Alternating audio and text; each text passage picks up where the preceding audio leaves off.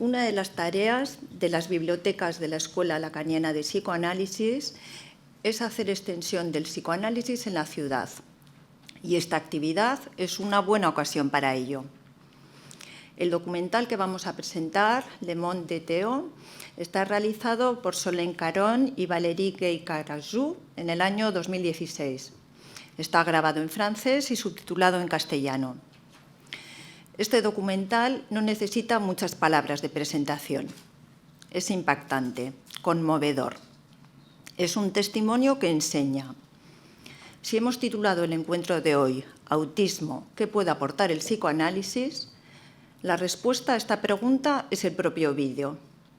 Los psicoanalistas aprendemos de la clínica y escuchando a personas como las que han hecho este documental. A lo largo de toda la proyección, en ningún momento se nombra el psicoanálisis. Y, sin embargo, la finura en la escucha de Valérie, madre de Théo, es un buen ejemplo de lo que intenta hacer un analista. Valérie sabe del enorme sufrimiento y la gran dificultad que representa para su hijo Théo vivir con los otros. Ella nos transmite su deseo decidido y la responsabilidad ética de ayudarlo, de acompañarlo. El esfuerzo por estar en el mundo es de su hijo. El de ayudarlo lo pone de su lado. Después de la proyección dedicaremos un tiempo al debate y la conversación. Abrirán este espacio las personas que me acompañan y que amablemente han accedido a nuestra invitación.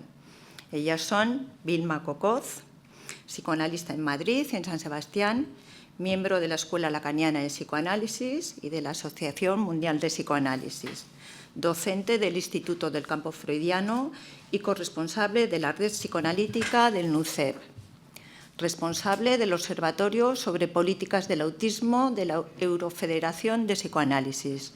Es coautora de varios libros en relación al tema del autismo. Ana Goirizelaya, presidenta de la Asociación TEADIR Euskadi, que es la Asociación de Madres, Padres y Personas comprometidas con el autismo. Es madre de un joven con TEA, trastorno del espectro autista. Y también Pia Nebreda, también es psicoanalista en Bilbao, es miembro de la Escuela Lacaniana de Psicoanálisis y de la Asociación Mundial de Psicoanálisis, y es miembro de la Asociación TEADIR de Euskadi. Bien. Vamos a empezar con un pequeño comentario que nos va a presentar Ana.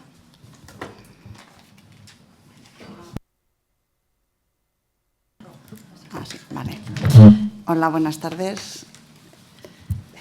Lo primero, agradecer a Maribel que nos haya brindado la oportunidad a TEADIR Euskadi de estar aquí y agradeceros a vosotros la presencia.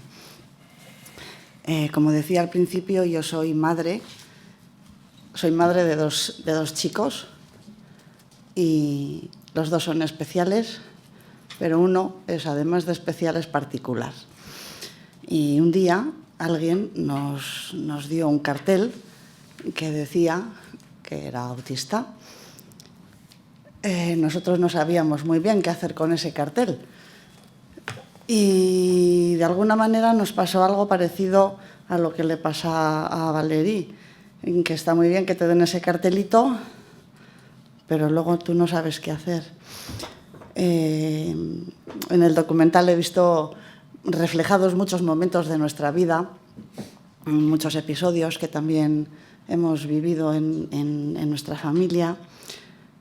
Y lo que más me impresionó de todo es la serenidad con la que Valérie reconoce que quizá no sabe muy bien qué es lo que está buscando, pero sí que tiene muy claro qué es lo que no quiere para su hijo. Y ahí sí que yo, en cierta medida, nosotros también nos hemos visto reflejados, ¿no?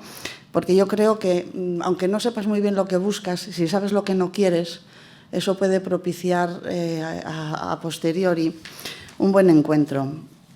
Yo sabía que no quería que nadie educara a mi hijo para hacer cosas socialmente correctas. Yo sabía que no quería que nadie le dijera tienes que hacer esto de esta manera porque es así como se debe hacer y punto. yo intuía que mi hijo tenía capacidad para aprender muchas cosas, aunque las aprendía de una manera diferente al resto de los chavales. Entonces, nosotros hicimos un recorrido un poco a nuestro aire.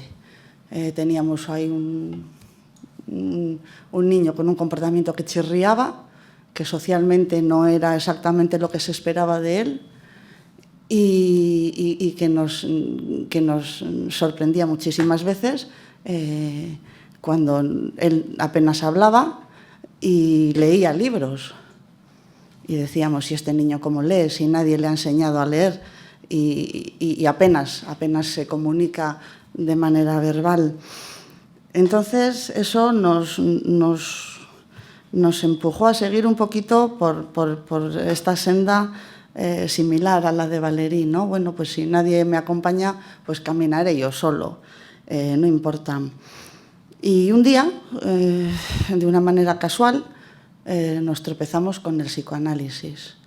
Y como dice la pregunta del cartel, ¿y qué aporta el psicoanálisis?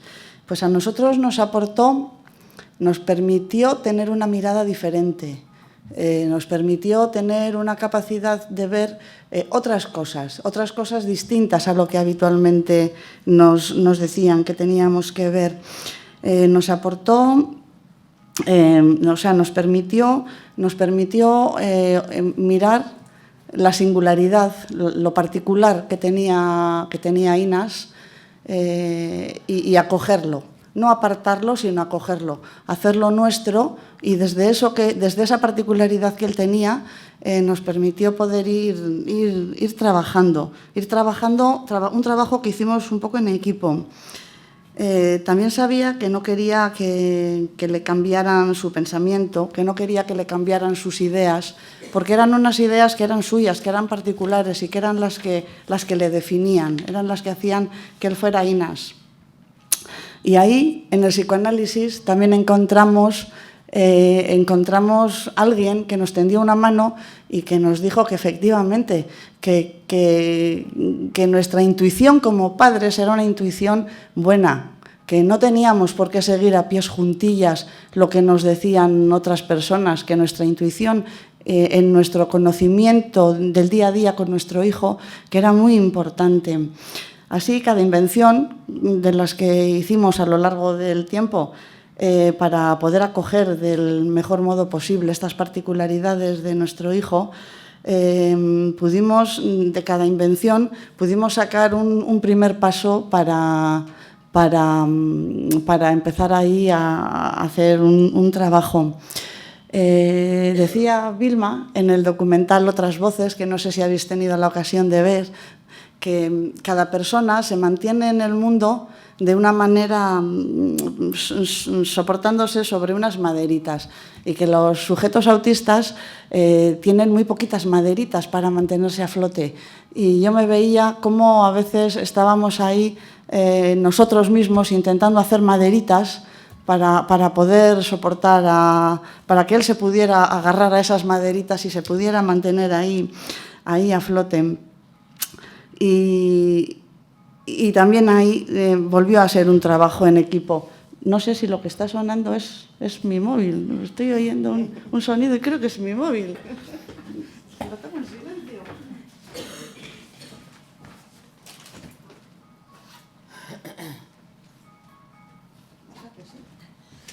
Ya lo siento.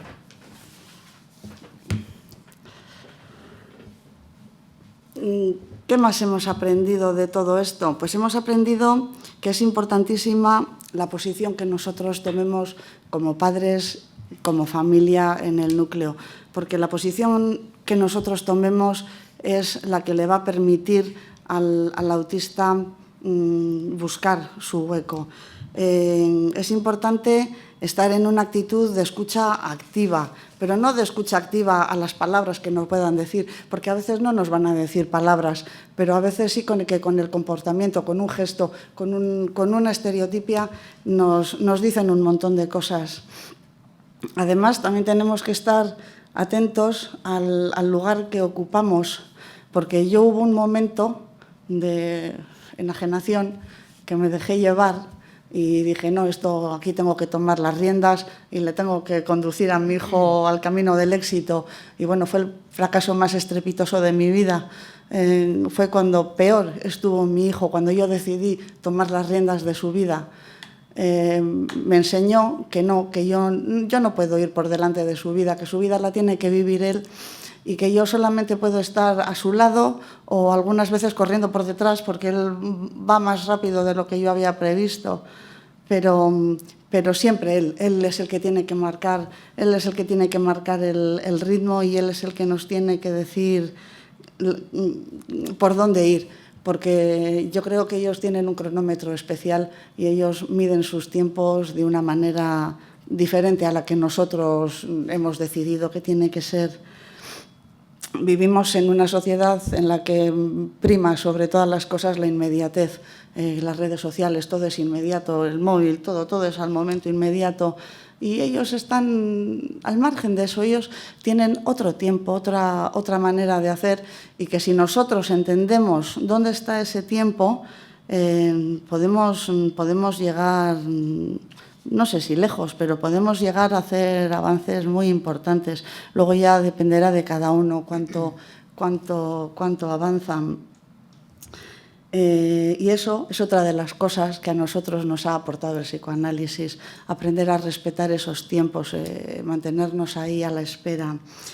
En la asociación, en el grupo en TEADIR, tenemos un grupo de padres y madres que nos reunimos y ahí muchas veces se escucha, no sé si es la queja o el decir de los padres de es que claro, yo me pongo y le digo y no me hace caso, no me escucha.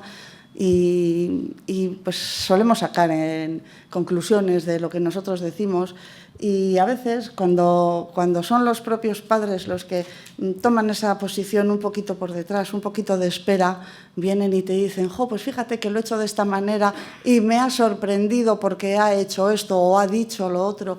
Entonces, bueno, ahí sí que a veces vemos esas cosas, ¿no? Y lo que también suele salir muchas veces en estos grupos es el sentimiento de soledad de las familias. Muchas veces tienes a tu hijo atendido en un centro, va a hacer actividades, va a hacer terapia, va a un taller social, va a 1000 cosas, pero como familia no te sientes acogido en ningún sitio porque nadie presta atención a cuál es tu sentimiento como padre o como madre, ¿no? Tú vas, le llevas, le pones, le traes, pero eso es, el terapeuta hace una cosa y te dice a ti tienes que hacer esto. Y tú llegas a tu casa y dices, yo no puedo hacer eso, o sea, eso con mi hijo no funciona. Y yo vivo con mi hijo 24 horas al día y tú le ves 30 minutos en tu consulta. Y eso lo comentan muchas veces en las reuniones, en el grupo de padres.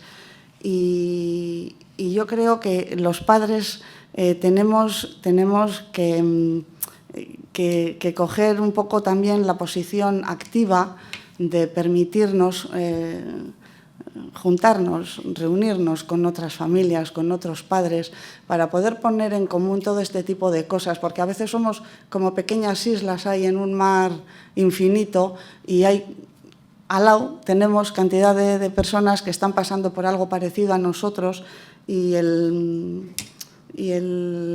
poder compartirlo con otras personas nos ayuda muchísimo. Así, el psicoanálisis, una vez más, nos ayudó a encontrar un lugar en el que ubicar nuestra angustia como padres y de esta manera, pues a veces con el propio acompañamiento, unas veces con el terapeuta, otras veces con las familias, ahí hemos encontrado una manera de hacer también un trabajo nuestro personal para poder ponernos en esa posición que la persona autista necesita, ¿no? Y esto también es importante, ¿no? Que depende mucho de la posición que nosotros tengamos como padres, porque ser padre no es fácil, ni con TEA ni sin TEA. No hay libro de instrucciones y es muy complicado. Y a veces se nos ocurren cosas a los padres así que pensamos que son un disparate, una locura, pero luego te das cuenta de que de esa manera has conseguido armar algo que ha tenido una importancia. Y yo solamente quiero terminar con un ejemplo. Mi hijo iba a ser de mayor zombólogo, que no sé si está acogido ese término, pero él iba a ser un investigador de zombies.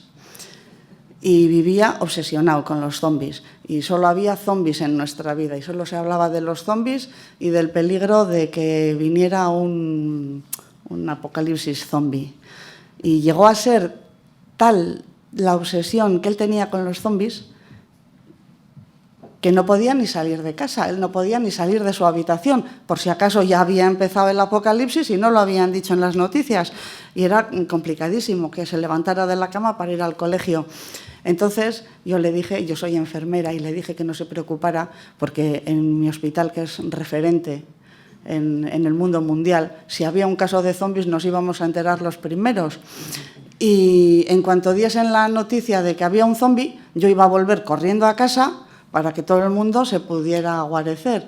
Pero su preocupación iba más allá. Entonces, en el garaje de casa construimos un refugio zombies. Que claro, yo en aquel momento decía, como se entere alguien, me encierran, pero tiran la llave al mar y ya no vuelvo a salir nunca más. Y era nuestro secretito, teníamos nuestro refugio de zombies. Y teníamos un refugio con alimentos para poder sobrevivir 4 personas, 2 perros y 2 gatos durante 3 meses. Y todas las semanas hacíamos balance de qué había en ese refugio y si era suficiente y que no se hubiera caducado nada. Me di cuenta de que los mejores ratos que pasaba con mi hijo era haciendo el inventario de lo que teníamos en el refugio.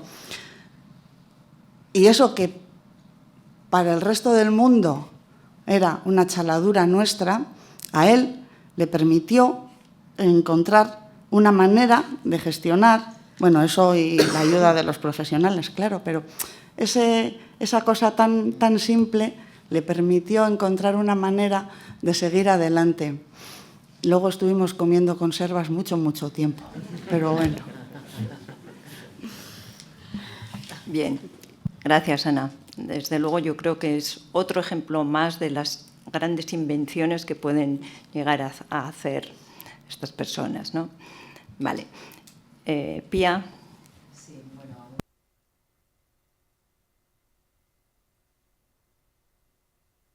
Aquí, vale. Muchas gracias, Maribel, y a la biblioteca por la invitación.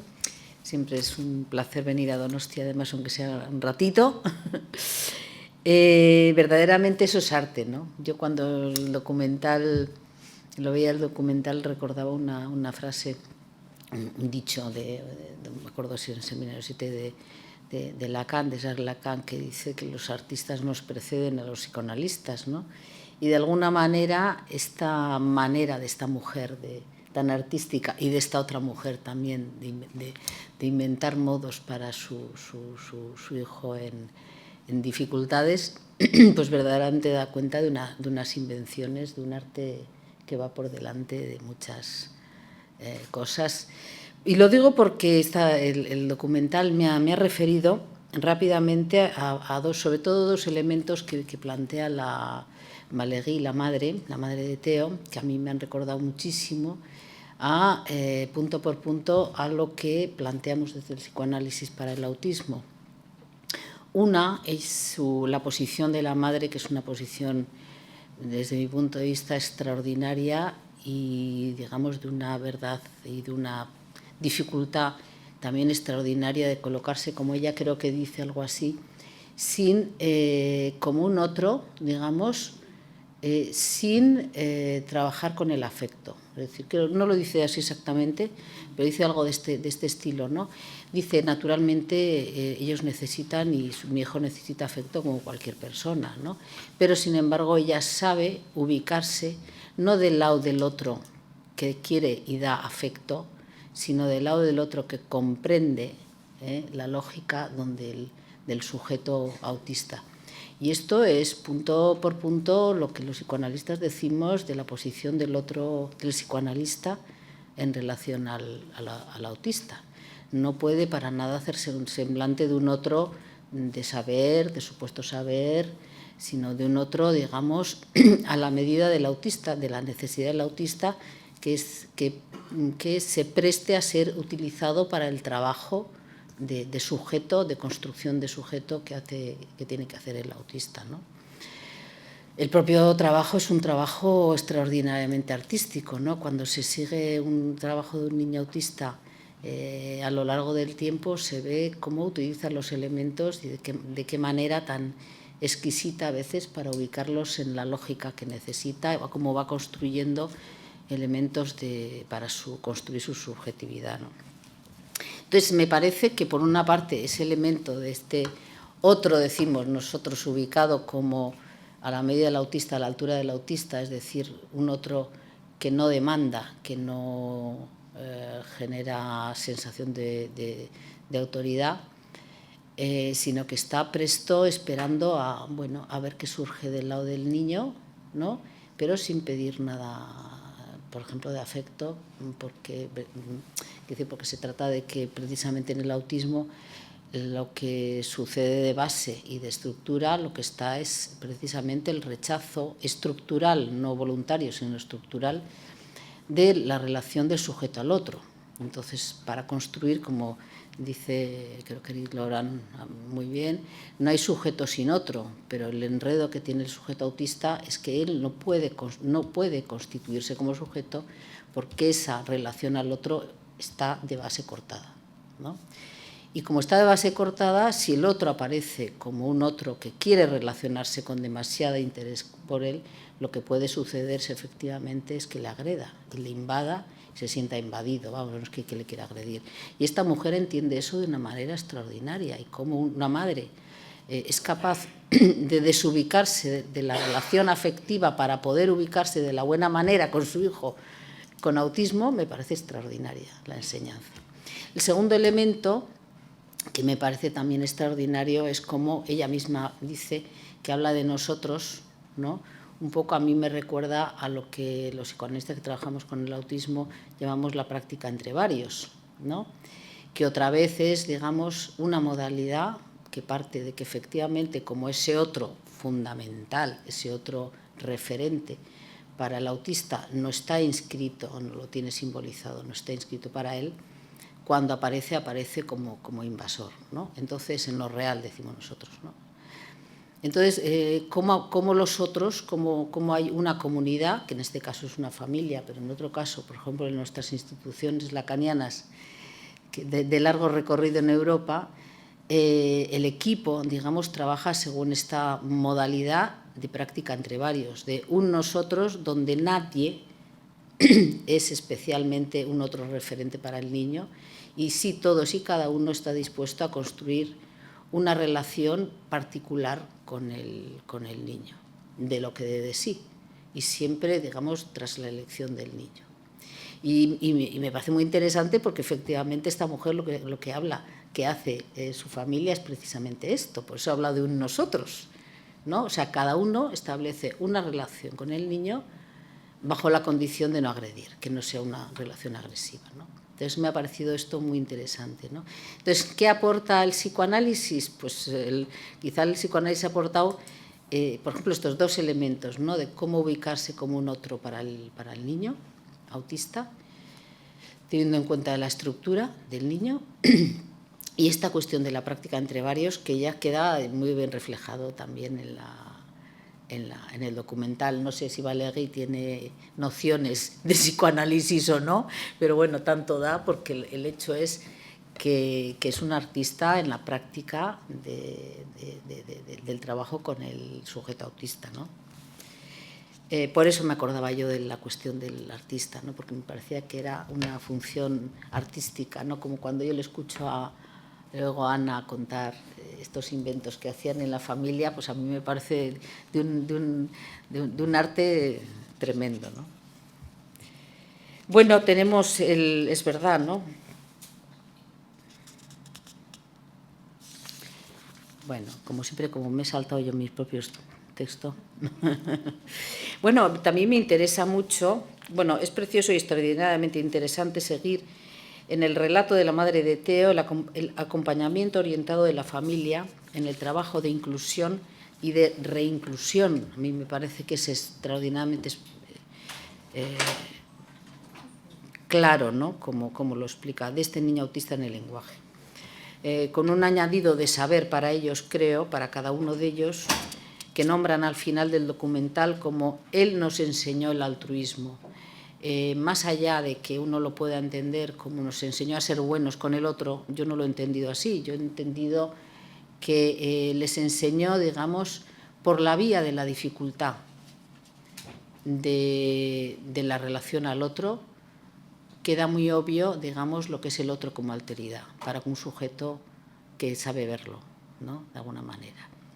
El autista enseña este tipo de cosas. Enseña también la dificultad de construirse como sujeto y de sostenerse como sujeto, quizá por lo obvio y por lo radicalmente difícil que él lo tiene para este asunto, ¿no? A mí, por lo menos, siempre me ha parecido de esta manera, quizá porque mi historia profesional, por decirlo así, yo empecé con el autismo y el autismo me llevó al psicoanálisis, ¿no? Para mí fue esa la experiencia, ¿no? Por eso también quizá siempre mi compromiso con el autismo, ¿no?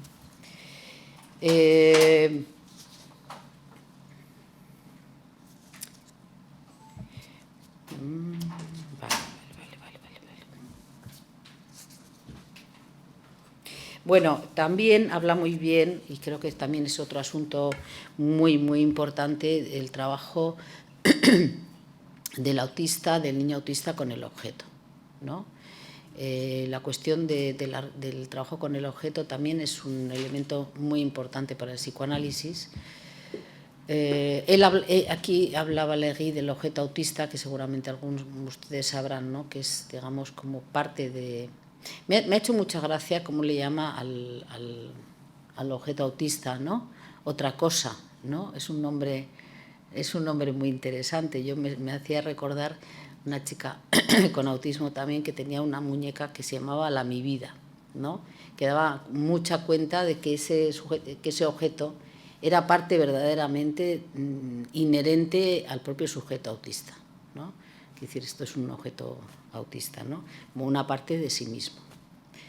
El trabajo también, ¿no?, como lo que nosotros llamamos práctica entre varios, por especificar un poco, es una denominación dada por Jacqueline Miller a la práctica institucional de largo recorrido por colegas en Europa, en instituciones europeas, que parte de la condición de ubicarse como partener, o sea, como acompañante, por decirlo de alguna manera, orientado en el trabajo de sujeto del niño autista. El trabajo de sujeto, es decir, el trabajo de constituirse como un sujeto con otros vericuetos y con otros modos alternativos siempre, porque si el sujeto, digamos, se constituye como sujeto en relación a un otro, si ese otro no está, digamos, esa relación al otro está cortada, todos los enredos y los vericuetos que necesita el sujeto autista para constituirse como tal, es un trabajo fundamental. Bueno, pues el terapeuta, quien esté allí con el autista, y creo que la madre esta lo explica muy bien, es de alguna manera el que hace este trabajo, digamos, también con los objetos del autista. Es decir, acoger a los objetos del autista y ayudarle a hacer un cierto trabajo con él.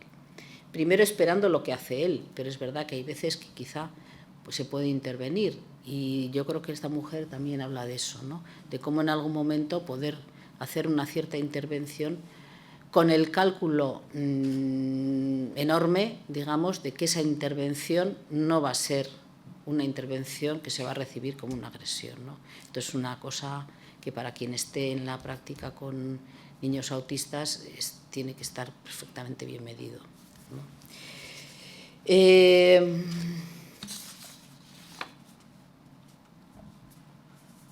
¿Qué significa sin agredirle, como dice Valéry?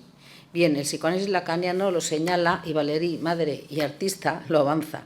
Sin poner en juego los afectos, como decía antes, es decir, desubicándose del semblante del otro, de la autoridad, de la demanda. Y de la demanda de amor generalmente es la demanda más invasiva que puede haber, ¿no? Por eso esta cuestión de los afectos me parece que es de una inteligencia fantástica por parte de esta mujer, ¿no? Allí donde para el sujeto autista ese otro no está simbolizado, solo podría aparecer en lo real, decimos. Solo puede tener para el niño la dimensión del agresor, del invasor, ¿no? Esto es, digamos, del ABC que manejamos los psicoanalistas con el autismo. ¿En qué consiste la aplicación del psicoanálisis al autismo? Se pregunta Eric Loran en un libro que es fantástico, que se llama La batalla del autismo, para quien le interese.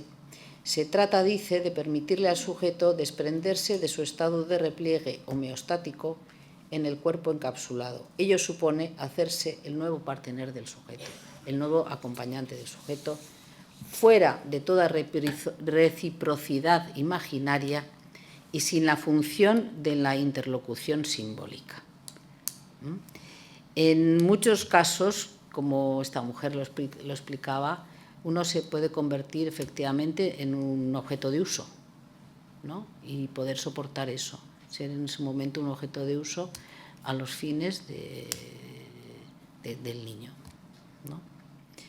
Pia, sí. Perdona, te voy a pedir que vayas Vale, terminando aquí, para que tengamos un poquito de tiempo para conversar. Perfecto, que sí, me he alargado. Bueno, lo dejamos aquí, creo que he lanzado unas cuantas cosas. Perdona, se me ha ido la hora. Vilma.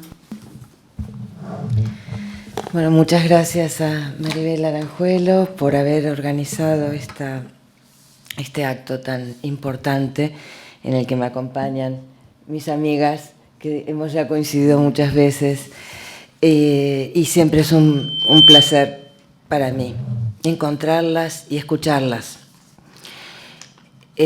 Hace poco tiempo hemos recibido la feliz noticia de que Teo, a quien, como hemos podido aprender por el documental, le fascinan por encima de todas las cosas el ordenador y el agua, ha podido llevar a cabo su sueño de nadar como las tortugas, habiendo realizado con éxito su primer curso de buceo.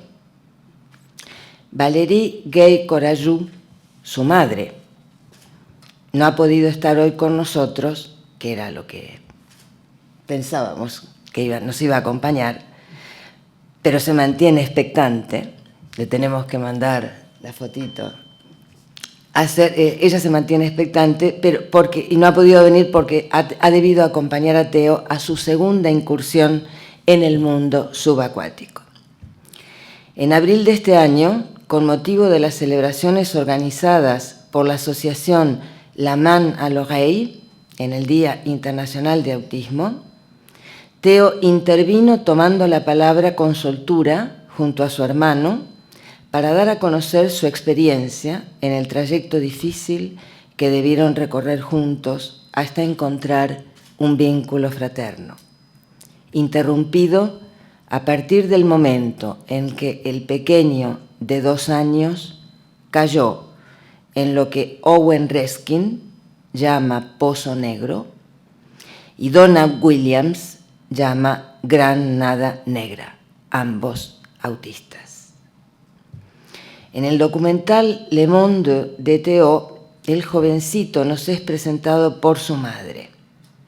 Más precisamente, nos invita a incorporarnos a su mundo, haciéndonos partícipes de sus alegrías, sus preocupaciones, sus angustias, vividas en el curso de la tenaz batalla para salir adelante, enfrentándose a múltiples adversidades.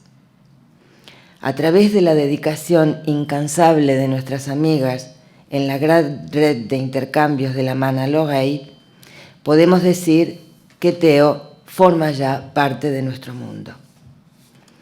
Este documental es un testimonio muy bello acerca del enigma que representa el autismo y de las tentativas llevadas a cabo para descifrarlo. Desde un deseo por descubrir la singularidad de Teo, que está en las antípodas de un deseo de que sea normal. De entrada, el pequeño reveló a su familia signos de su fragilidad, pero un día, luego de un accidente doméstico, rompió las amarras que le ataban a los otros, sumergiéndose en el más temible aislamiento.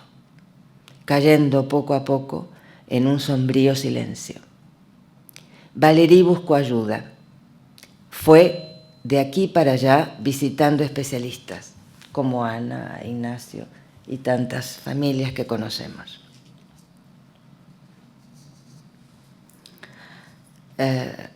Participó en foros.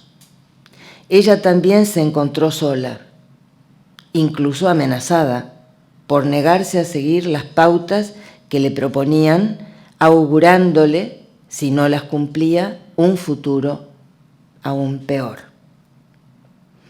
Pero Valérie había tomado una decisión. No la impulsaba el deseo de convertir a Theo en un niño normal, sino en el deseo de establecer un contacto con él, de entenderlo, de crear un puente, un lazo. Cualquier signo era dado por bueno. Privado Theo de la palabra, sus rabietas, gemidos, gritos y murmullos le permitían a Valérie traducir y llegar a saber cómo se encontraba su hijo, acercándose a su experiencia íntima de desolación y angustia. Aprendió, como ella dice, la lengua de Theo. Convencida de cuánto los necesitaba, a ella y a sus hermanos, pudieron juntos ofrecer su sostén sin condenar las expresiones incómodas, exageradas, incluso violentas, sin forzarlo nunca a encontrar otras más convenientes, más razonables. Ese empeño dio sus frutos y un día Theo manifestó claramente su deseo de hablar. Primero, a través de la invención de una lengua propia. Más tarde, hablando en francés hasta alcanzar un estilo elegante y cultivado. Si quieren escucharle en internet, visitan la web La Main à l'Oreille, celebración Día Internacional del Autismo, y encuentran a Theo hablando con su hermano. También hay, en la web hay muestras de las producciones artísticas de Minecraft que hace él, que son realmente hermosas. El lazo familiar se fue construyendo día a día sin seguir ningún método, ningún programa, permaneciendo cada uno dócil y despierto a las contingencias, a las sorpresas. Solo así se pueden captar los hallazgos para celebrar el diálogo que se va forjando y se enriquece cada día con el gusto compartido por el lenguaje que tenemos los seres hablantes. Muchos son los aspectos que Valérie destaca y que revisten gran interés para las personas que están o pretenden estar en relación con los autistas. Destacaré algunas que me parecen esenciales. En primer lugar, la comprensión requerida por parte del adulto del tremendo debate interior que mantiene el niño o la niña autista intentando cumplir con las expectativas acerca de sus progresos, reprochándose duramente no poder cumplirlas, como ocurre en el momento en que le sugieren dejar de preguntar cada noche si la película que acaba de visionar ha sido larga, para, a continuación, conseguir dirigirse a su cama a descansar. El día en que parecía haberlo conseguido, es decir, no repetir la pregunta, Valérie lo encontró de pie en su habitación a medianoche, tiritando, repitiéndose a sí mismo que no debía reiterar su pregunta. En segundo lugar, Valérie nos ofrece una verdadera lección acerca del funcionamiento de los rituales o estereotipias, tan necesarios para trazar un artificio del espacio y el tiempo accesibles a su experiencia constante del caos. Como hablabas de la importancia de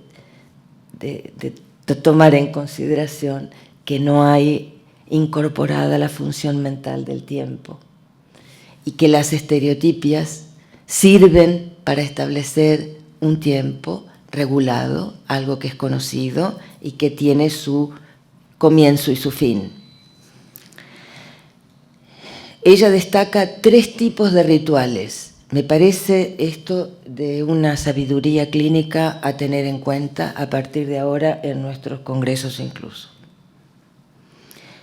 El ritual naciente, que es producto de un descubrimiento acerca de algo que facilita al niño desenvolverse con mayor soltura. Segundo, el ritual tranquilizador, cuando ese ritual, el que ha descubierto, es incorporado como una rutina confortable y conocida. Y por último, el tercero, el ritual que encierra, cuando ha perdido su función reaseguradora y su repetición despierta angustia, revelándose como una obligación sin sentido, como un imperativo sin más. En tercer lugar, Valeria ha podido captar que cada cambio vital reviste una forma temporal particular, oscilando entre regresión y progresión, hasta que Theo logra afianzarse en un camino nuevo, en una experiencia inédita. Pero sin lugar a dudas, en la lección que Valerie nos ofrece, hay un aspecto fundamental que contradice el sentido común, revelando a la vez el grado de reflexión constante y decidida de un espíritu fuerte, como es el suyo. La comunicación con el autista no puede centrarse en lo afectivo, algo que ha destacado Pia también. Exige por parte de quienes están a su lado otro nivel de entrega. Además, porque en lo afectivo está en juego el cuerpo y es algo muy complicado para el autista. De hecho, muchos rechazan ser tocados. Así que este punto de que la comunicación no se puede producir por lo afectivo creo que es lo más novedoso y lo más fundamental. Y exige una entrega, una disponibilidad despegada de cualquier rumbo prefijado, predeterminado por apetencias o ideas propias. Estar atentos y responder adecuadamente, sin pensar, al sujeto desprotegido es la definición del acto. En torno al acto se elaboran las enseñanzas del libro póstumo de nuestra colega Cecilia Hoffman, a quien rindo un homenaje, otro homenaje hoy. Se titula Construyendo Mundos, el caso de Irak, autismo, atención precoz y psicoanálisis. Cecilia había comprendido que la verdadera atención temprana no consiste en estimular. Estimular, la definición de estimular es hacer que alguien quiera hacer algo, normalmente lo que uno ha decidido, sino en ofrecer la ayuda precisa en el momento justo al desamparado, al desterrado del lenguaje, al autista, a fin de sostener el acto que lo humaniza y rescata su deseo. En el encuentro aparentemente indiferente de dos pequeños en el marco de atención temprana, una pequeña ha dejado en la mesa unas llaves de juguete. El niño, Dirac, las coge y las lleva consigo a su sesión, durante la cual se desentiende de ellas. Pero cuando llega el momento de concluir la sesión, vuelve a cogerlas cual trofeo y exhibe su propiedad ante la niña, que espera silenciosa y expectante la restitución del objeto en la sala de espera, donde vuelven a coincidir. Los padres de ambos presencian la escena tensos. Cecilia capta la situación y empieza a pergeñar mentalmente una negociación posible. Pero alguien arrebata las llaves de la mano de Dirac y las coloca en manos de la niña. Un tremendo aullido da una idea de que no es una simple rivalidad la que está en juego para el niño. Mientras Cecilia corría para buscar otras llaves, oía el grito desesperado del desposeído, habiendo perdido en un momento el objeto y el cuerpo. Con la velocidad del rayo le fueron restituidos a ambos,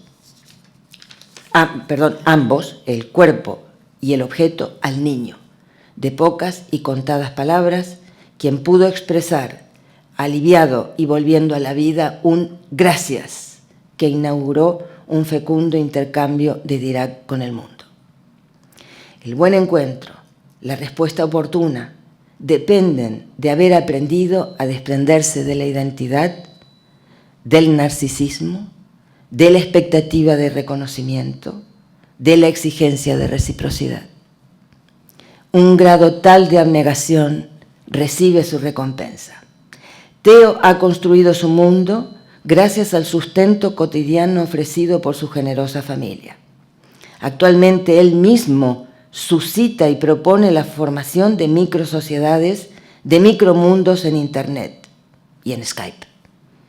Esperemos formar parte de uno de ellos, nosotros, el micromundo organizado por Teadir Euskadi y la sede de la Escuela Lacaniana de Psicoanálisis en Donosti. Les saludamos desde Tabacalera, junto al mar Cantábrico, y les deseamos grandes avances en sus incursiones en el mundo submarino. Muchas gracias, Vilma.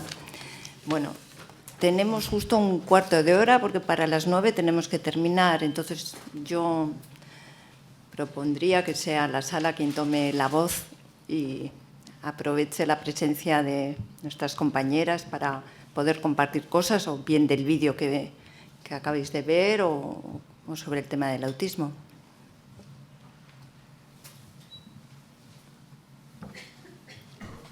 Hay un técnico.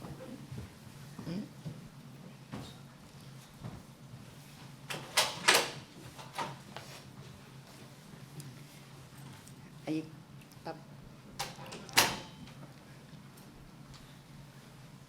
Una pregunta, ¿se sabe algo de la experiencia en la escuela de Theo? Como hemos visto, gran parte en lo que vemos en el documental es que gran parte de la enseñanza se hace cargo Valerie. Sí, es ella la que le enseña con el aparato que tenía las letras y que a él le gustó tanto.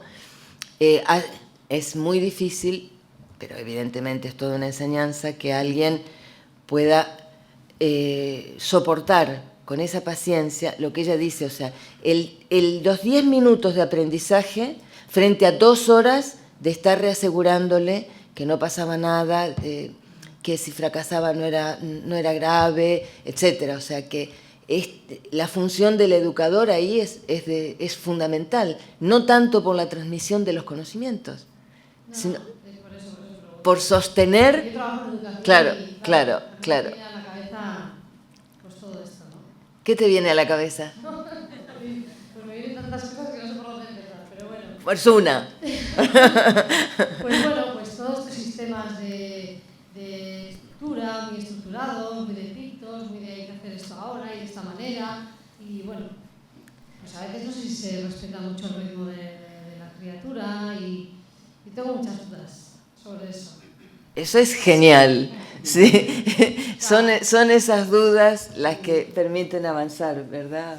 Sí, que es lo que es, bueno, realmente, bueno, en mi caso yo estoy todo el día con los niños, entonces, bueno, realmente soy cuidadora, yo no soy educadora, entre comillas, pero sí que tengo muchísimas dudas, ¿no? De muchas veces de cómo hacer, y porque si fuera por mí, muchas veces yo haría un poco de Valerie, pero tengo una presión. ¿La presión de quién?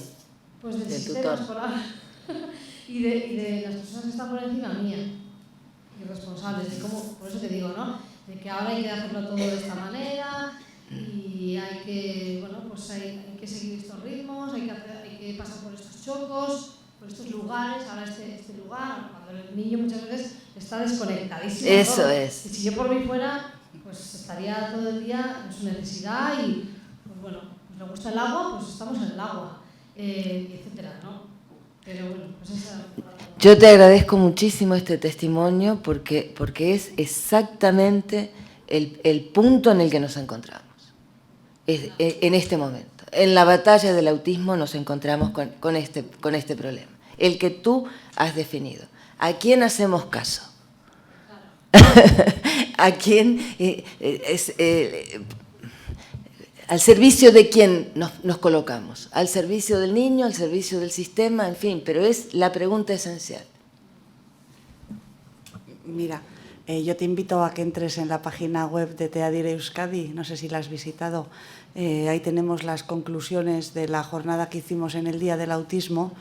Están recogidas las conclusiones de lo que se habló y estamos ya para ir colgando el resto de las ponencias y de los vídeos que ya tenemos, todos los audios recogidos y separados. Pero ahí se habla, fue una jornada que se basó, el eje fundamental fue la educación. El título era Cuando el autismo entra en las aulas, la importancia del encuentro. En Bilbao.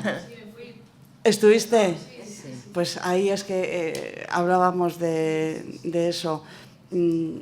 También en el documental Otras Voces se oye el testimonio de unos padres que cuentan cómo ellos consiguieron, a través de la afición de su hijo al automovilismo, enseñarle matemáticas, geografía, historia, ubicando en el contexto de donde estaban los circuitos no sé si eran de motos o de coches, pero bueno, utilizaron ese recurso, esa atención especial que el niño ponía ahí, lo utilizaron de esa manera. Mi hijo, por ejemplo, aprendió historia leyendo Asterix y Obelix y además ya aprovechó y aprendió francés. Ya pues hicimos doblete. Pero el caso en el que estoy es que lo veo complicado porque veo igual casos en los que igual se puede desarrollar. Estoy con un caso que está en un retraso intelectual muy potente. Estamos en una fase oral súper potente. Es un niño con un cuerpo de 7 años, pero a ver en qué momento, ¿no? Entonces ahí es donde yo veo mucho más complicado el asunto, ¿no? Si pudiéramos enganchar con algo de lectura, algo de... Pero es que no, en este momento no es esto lo que... Claro. Claro, esta cuestión... Siempre veo casos sí. de estos, pero nunca veo casos potentes de estos de a ver, ¿no? ¿Cómo abordar? Pero bueno. El caso que acabo de mencionar de Dirac, el de Cecilia Hoffman, era un niño que no tenía prácticamente la palabra. Lo que sucede es absolutamente extraordinario. En atención temprana, un niño considerado gravísimo, digamos, si se le ve, está el relato, es más complejo, por supuesto.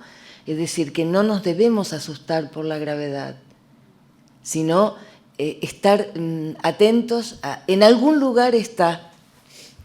En la sí. Sé que en algún lugar está, ¿no? Qué bien. A veces todos estos... A veces es más dificultoso estar en estos sistemas escolares que no... Si, te digo que si fuera por mí, vamos, tengo un montón de lugares a los que ir con él. O sea, vamos, Sí. sobre todo el contacto con la naturaleza, todo lo que es físico, todo lo que... Pero claro, a veces... Hombre, yo creo que ahora, como suele suceder con los ideales, ahora que está la cuestión de la escuela inclusiva, pues quizá, o al menos con cosas que yo me he encontrado, por supuesto en la escuela, como en todas partes del mundo, hay gente de todo tipo que entiende las cosas de maneras diversas, pero es verdad que quizá hay un forzamiento en la propia institución educativa con esto, y esta cuestión de lo inclusivo, claro, no entiende, quizá se trata de incluir al niño como todos los demás. Ese es el forzamiento, ¿no? Es decir, sin darse cuenta de que para que haya un alumno, primero hace falta que haya un sujeto. Es decir, uno que está descentrado del otro, desubicado del otro, malamente va a poder recibir del otro, ¿no? Esto es una cosa absolutamente básica, ¿no? Pero también esta cuestión de que la inclusión se entiende haciéndoles más normales, o sea, haciéndoles como los otros. En vez de darle la vuelta y decir, es incluirles con lo que son, es decir, con sus objetos, con sus rituales, con sus historias, porque si no se les incluye con eso, estás dejando fuera el autista. En buena parte, como decía Valérie, estás, digamos, desgajando una parte de lo que es el autismo, ¿no? Entonces, esto es difícil de entender quizá en las instituciones educativas, ¿no? Parece que esa es la complicación. Pero bueno, siempre hay algo que hacer, ¿no? Sí. Seguro que sí. Yo soy madre de 3 niños, uno de ellos tiene autismo, tiene 13 años,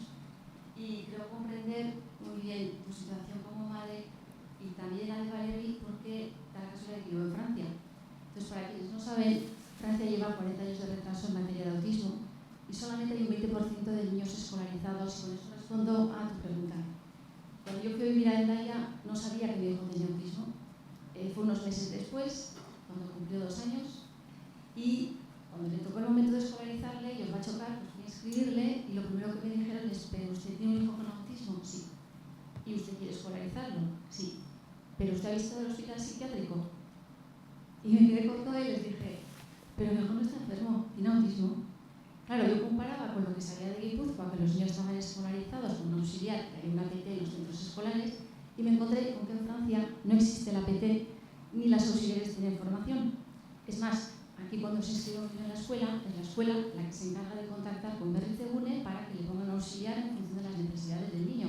Si necesita una logopeda. Bueno, en Francia esto no existe. Es decir, tú llevas al niño a la escuela, la directora le dice: lo lógico, el niño se tira al suelo, es normal. Es que es un niño con autismo y, como bien decían aquí, no es como los demás. Entonces hay que aceptarlo como es. Se tira al suelo, la mayor parte de los niños con 3 años llevan pañal y es algo que no se acepta. Entonces, cuando pasa un tiempo, te llama la directora y le dices que no le puedo tener más tiempo al niño así porque el auxiliar no ha llegado. ¿Por qué no ha llegado el auxiliar? Porque en Francia, hasta que no hay un informe por parte de la escuela y de los padres, la petición del auxiliar la hacen los padres. Entonces no tiene el auxiliar. Puede pasar un curso entero sin auxiliar. Yo formo parte de varias asociaciones en Francia, estamos luchando contra esto, hemos llevado a educación a los tribunales, porque es falso que educación te envíe una carta y te diga: el auxiliar va a llegar, pasa todo el curso y el auxiliar no llega. Pero es que además este auxiliar puede haber trabajado en una gasolinera, en un supermercado, le van a cortar el paro y le proponen acompañar a un niño con una dificultad. Esto es Francia, pero no solo en Hendaya, es hasta París y funciona así. Entonces, a Valérie la admiro, pero conozco muchos casos como el de ella y yo hubiese hecho lo mismo que ella. Es decir, en ese sistema de Francia en el que el tema del comportamentalismo, el que los niños en la escuela no se les acepta porque se les pide un resultado académico. Entonces, a mí me ha pasado, le hemos escolarizado al niño con la ayuda de Gautena, fue Gautena ahí a explicarles cómo comunica el niño, y esto respondía a lo que decía Valérie. Yo tampoco podía comunicar con mi niño y se tiraba al suelo y lloraba. No se hacía daño, no ha habido problemas de agresión. Es más, le iba a chocar un poco. Yo ya sabía que mi hijo tenía autismo cuando le decidí tener un tercero. Y también sabía que había un porcentaje de tener otro niño con autismo. Pero yo veía a mi niño con su autismo, un niño feliz. Un niño que le gustaba que le abrazásemos. Todos los niños con autismo son diferentes. Y cuando me dijeron que mi hijo tenía que ir al hospital psiquiátrico, porque todavía no empezaba a leer, pues lógicamente me hizo mucha gracia y les dije: pues gracias, pero no. Porque yo trabajo en Guipúzcoa y tengo la gran suerte de tener la seguridad social en Guipúzcoa y le puedo escolarizar a mi hijo en Guipúzcoa. Ojo, escolarizar, pero como tú bien dices, escolarizarle en lo que él sabe. Es decir, por ejemplo, el día 2 de abril hemos aparecido en la prensa. Si quieres ver el tema de cómo hacerlo, pues mi hijo se llama Joanes, hablamos de la tecnología, él ha aprendido a hablar con un ordenador. Igual que Valérie, el ordenador es su fijación. ¿Cómo aprendió? Con el INSA del doctor Joaquín Fuentes. A partir de ahí empezamos a hablar. Hasta entonces, ¿cómo lo hacíamos? Cuando yo fui a Gautena y quería saber cómo comunico con mi hijo, es que era como cuando uno es bebé, pues tiene aires, le toca la toma, tiene las tripitas revueltas, pero a partir de cierta edad eso no se puede adivinar tan fácil. Y encontré enseguida la respuesta: tienes que hacer fotos de todo y pegarlas con un velcro. Cuando el niño quería un yogur, le daba la foto del yogur. Cuando yo quería decirle que había que cambiar el pañal, es decir, siempre evitar la sorpresa, como dice Valérie, lo dice muy bien. Estructura, pues hemos tenido toda la casa con agendas, estructuras de imágenes para que él entienda qué vamos a hacer en cada momento. Los hermanos, pieza fundamental, lo que decían ellas, no agredir. Él es así. ¿Qué ocurre? Que yo fui a Francia a la piscina y me dijeron: a un niño con autismo no va a aprender a nadar. Pensé que hay que dejar que se ahogue. Y sin embargo aquí va a la piscina de Irún y el monitor, ¿cómo comunica con él? Con pictogramas. Tiene su clase, le enseña las fotos, es decir, él va a su ritmo. Hoy es el día que está en el instituto, solo puedo agradecer a profesionales, tanto PTs como auxiliares, porque además hemos cambiado de centro, le ha tocado cambiar de centro, y me ha dejado impresionada por ¿cómo decir? El cariño con el que nos han dado de decir: a ver, hoy está en el Instituto de la Baiceta. Por supuesto, no se corresponde con el nivel de los demás, pero si un niño no ve bien y le dejan poner gafas, a él le tendrán que dejar ir con su ordenador, porque es que sin el ordenador él no puede comunicar y tampoco tiene nivel matemática, pues a diferencia de este niño tiene muchas dificultades, pero él lo que hace es lo de su nivel, o sea, es decir, lo de un niño de 5 años en algunas cosas. Sin embargo, y a mí me salieron las lágrimas el día que me enseñaron que sabía presentar un PowerPoint con pictogramas. Y me quedé sorprendida porque ¿y eso sabe hacer? ¿Qué le pasa? Que todas las mañanas, igual que dice Valérie, tiene frases. Y su frase todos los días es: me recuerda gaur la baizena. Es decir, voy a la escuela, me dicen, bueno, el tema de las estereotipias, cuando me dijeron que las estereotipias forman parte de él, en ningún momento pensábamos a quitarlas. Él usa un trapito en la mano que tiene que estar continuamente moviéndolo. Pues le compré una docena. ¿Para qué? Para que cada día echemos a lavar y tenga su trapito. Es aceptarle como es. Me ha dado pena escucharte el tema de las familias, porque quizá aquí, por lo menos estamos 800 familias en Guipúzcoa y tenemos muchísimas reuniones de familias. Además, no es lo mismo las necesidades de un niño con un trastorno de desarrollo intelectual que un niño con Asperger. Entonces, las reuniones también son diferentes. Los de Asperger tienen cada 15 días, en Modena tenemos reuniones de familias para compartir, lo que tú dices, esas preocupaciones. O, por ejemplo, mi hijo va a patinar en el Churiurdin aquí en Donosti. Y es de aplaudir cuando les dije, él no comprende. Y me decían en la puerta, ¿y qué? O sea, yo era yo la que le ponía los frenos. Es que no sé cómo va a reaccionar. ¿Y qué? ¿Tú crees que quiere patinar? Pues van los hermanos, no sé, me gustaría probar. Lleva 6 años patinando y lo que han hecho es adaptarse a su manera. Es decir, os voy a poner un ejemplo muy sencillo. Cuando todos patinan, me dijo la monitora, da la sensación cuando llega que él se pierde. Usted necesita estructura, no puede ver 14 niños patinando. Y entonces me dijeron, no, diles que le digan que lleve un objeto de un lado al otro. Le ponen 10 platos en el suelo, un palo en el otro lado, hace lo mismo que los demás, pero si a él le preguntásemos qué hace, diría, recojo platos. Y como tú bien decías, por ejemplo, está en el instituto, pero hay cosas que no puede comprender. Entonces, por ejemplo, dedican horas a ir al supermercado a hacer la compra. Pues porque es que lo que vamos a buscar es una autonomía. Él es así. A él, por ejemplo, la clase de matemáticas pues no la entiende. Es preferible llevarle al supermercado y que con un iPad empiece a saber cómo se hace una compra y darle esa autonomía. Entonces, yo creo que depende mucho de los profesores. También os diré que desde Gautena se manda desde Segunda Profesionales una newsletter de educación en que se enseñan pequeñas cosas de materiales que pueden ser útiles, pero que cada niño es diferente. ¿Que hay profesionales muy grandes? Desde luego que sí. O sea, en eso estamos muy agradecidos. Muchas gracias por tu testimonio, pero quisiera precisar algunas cosas. Respecto al problema, digamos, cognitivo, hemos aprendido, y sobre todo hemos aprendido de los propios autistas, que el problema no es de comprensión, entienden perfectamente todo. Que en la jornada que tuvimos en Bilbao presenté un fragmento de la historia de Birger Selin, que a los 17 años la gente se enteró que sabía escribir y que sabía leer, porque no era un autista absoluto, es decir, ninguna palabra, hasta los 17 años, que empezó a comunicarse y que se convirtió, gracias a poder escribir con el ordenador, en un poeta que es comparado a James Joyce. Su libro se llama Quiero dejar de ser un dentro de mí. Y es de una belleza extraordinaria. Entonces, él cuenta que la profesora y la terapeuta y tal se empeñaban en enseñarle, por ejemplo, a ver, ¿para qué sirve una mesa? O, efectivamente, las cuestiones de autonomía, que por supuesto son muy necesarias. Pero lo que a él le interesaba profundamente era la poesía romántica del Renacimiento. Es decir, es un caso tan flagrante en este sentido, de que el nivel, además, cómo se expresa, es decir, el nivel de comprensión, de entendimiento, es total. No es eso lo que falla en el autista. Comprenden perfectamente todo. Su dificultad, por eso Lacan, en la conferencia sobre el síntoma, lo considera, lo retira al autista de la minusvalía. Dice, vamos a ver, los seres humanos, ¿por qué somos seres humanos? Porque hablamos. Lo natural para el ser humano es hablar. O sea que el único minusválido real es el sordomudo. El autista es un ser más bien verboso, dice Lacan.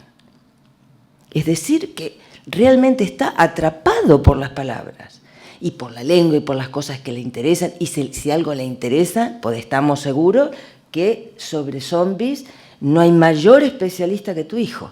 O sea, es así y nos quedamos asombrados. Daniel Tammet, que es el mejor, el único calculador de números primos del mundo, es una cosa extraordinaria. Y nosotros vemos que entonces hay que situar realmente cuál es la dificultad. La dificultad es tomar la palabra para el autista. Y se ve a veces muy bien a nivel del cuerpo que sienten que se rompen cuando van a hablar. Lo dice muy bien un autista que escribió un libro maravilloso con 14 años, que se llama La razón por la que salto. Lo conoces. Él habla muy bien de esto, de que él siente una dificultad real en la garganta y que él no puede hablar. O sea, que la dificultad está en tomar la palabra, no en la comprensión de las cosas.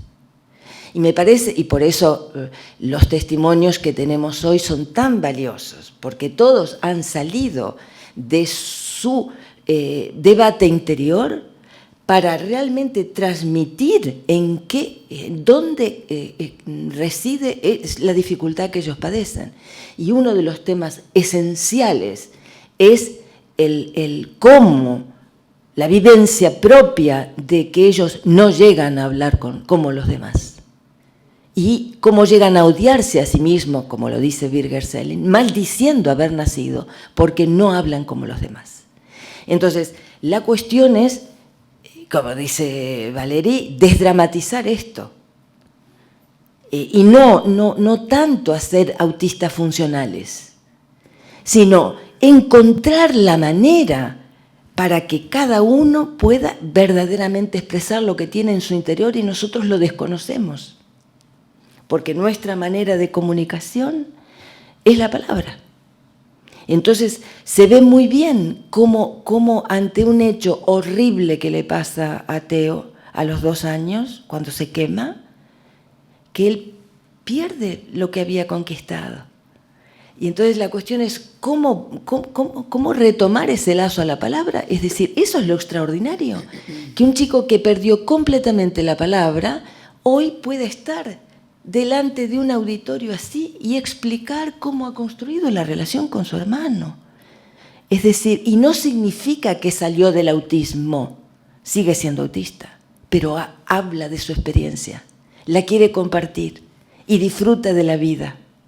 Entonces, me parece que la cuestión fundamental que aporta el psicoanálisis y por eso el estudio de los casos de autismo y de los testimonios de los padres y demás, es realmente cómo creamos las condiciones para que alguien pueda salir de esa, como lo llaman ellos mismos, esa prisión interior y manifestarse, manifestar lo que quieran hacer en la vida, que por supuesto no lo podemos predecir, pero sí podemos esperar y crear las condiciones para que eso pueda surgir. Y me parece que conozco bien la realidad de Francia. Los padres han hecho y están haciendo una batalla enorme. La main à l'oreille, la web que les recomendaba, está todo hecho a pulmón. Este documental está hecho a pulmón. Aquí no hay nadie que haya subvencionado nada.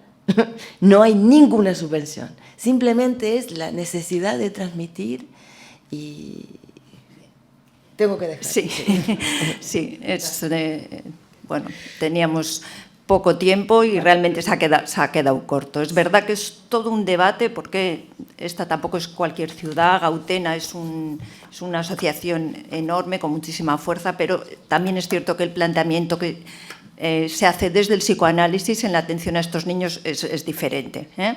Bueno, no tenemos tiempo porque nos van a venir a echar. Solo deciros que, como dice Vilma, el vídeo que hemos proyectado es un vídeo hecho a pulmón y hemos hecho unas copias para las personas que quieran contribuir a la formación de Theo. Le mandaremos la recaudación que hagamos de